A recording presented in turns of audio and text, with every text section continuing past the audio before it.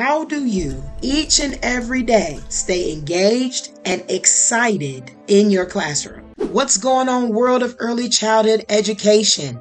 I'm Jasmine Cheese, and you're listening to Tea and Early Childhood Education, also known as Tea&ece, where we empower early childhood educators with practical tools that make the difference. I get this question all the time. How do you each and every day stay engaged and excited in your classroom? And I learned very early in my career that I make the day what I want it to be. So I call it the superpower mindset, because you know me, my opinion is I believe that early childhood education is a superpower. So I'm going to share with you a few things that I've learned that helps me to have the excitement and the engagement that is necessary in the classroom every day. One thing was that my voice makes a difference in a child's life.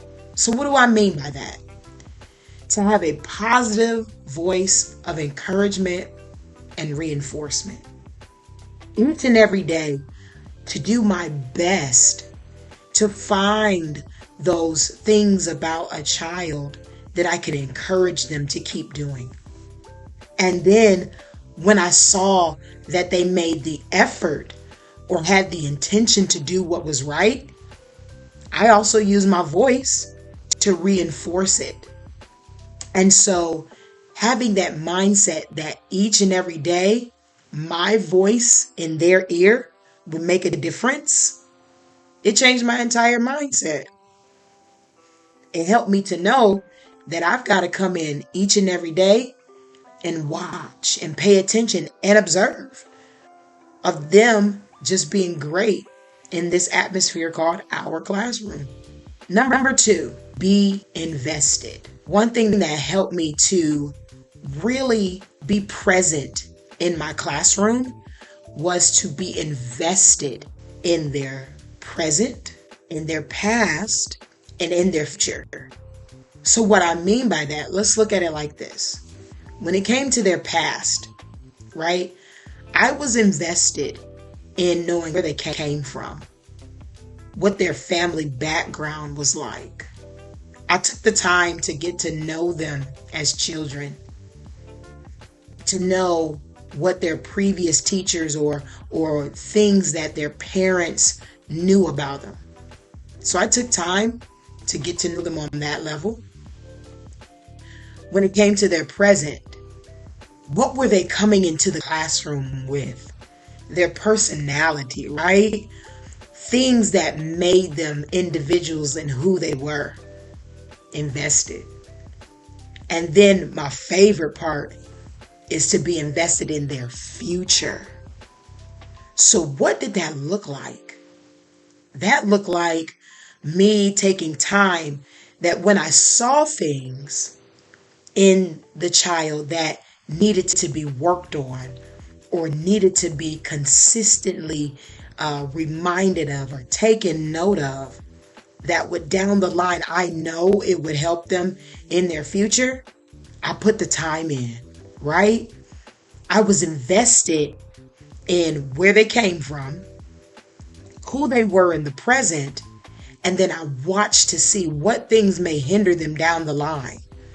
Or where did they need extra encouragement? Or where did they need for me to engage with them on and develop them? Where did they need those things?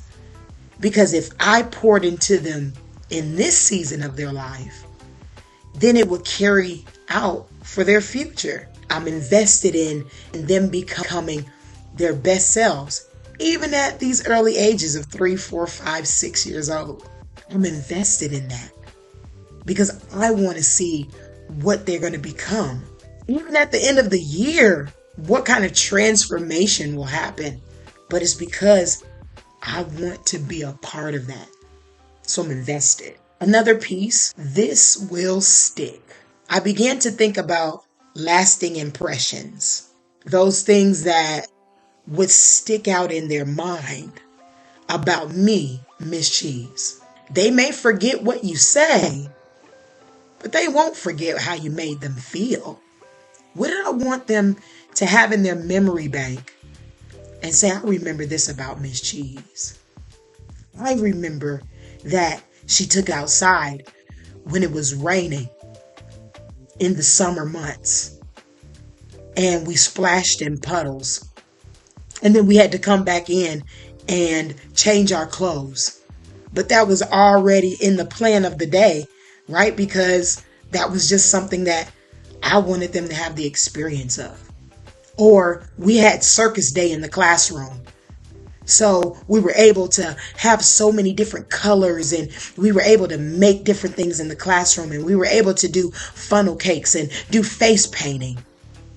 What lasting impression are you having on those children? Another part was, how does she help me deal with just regulating my emotions? This is a time where they are learning to have self-control and self-regulation. How will you be a part of that development? Remember, this will stick, right? And then the other part I always had in my mind was, what a privilege. What a privilege it is for a parent to trust me with their most prized possession, their child, their heritage, their lineage. What a privilege to know that I'm a part of shaping a child's forever. What a privilege to be a part of a child's life and make those lasting impressions and be that awesome voice that they hear to let them know that they can do it. And they knew that I was invested because I love and I care and had compassion and empathy and wanted them to see them do great things. Part of that mindset was me thinking daily, what a privilege. I get to be a part of your fundamental years. Things that build you into the person that you will become. I get to be a part of that. What a privilege. That at this fundamental age, these are things that are going to be stepping stones in your life. And Miss Cheese, I get to be one of those memories. You as an early childhood educator, you get to be a part of those memories. But that's a part of the mindset of the early childhood educator. I call it, like I said, the superpower mindset. Because early childhood education, to me, is definitely a superpower. Not everybody can do this. So, let's go back through those things that help build our mindset as teachers. Your voice, it makes a difference. 2, to be invested. Not just in their present, to be invested in their past and in their future. Number 3, this will stick. They may forget what you say, but they won't forget how you made them feel. And the last one, what a privilege. What a privilege it is for me as a teacher. If you know you need a mind shift into the teacher that shows up Monday through Friday with excitement and readiness to engage children, then I want you to check out my free 5-day Superpower Mindset Shift Challenge. This is the answer to all the questions I get about how to give it all you got each week. I take each phase and put it to work with an action item for each day of the week. This is the exact mindset I grabbed a hold of in my 16 years of teaching in early childhood education. And I use these methods during my one-on-one coaching calls with teachers and administrators.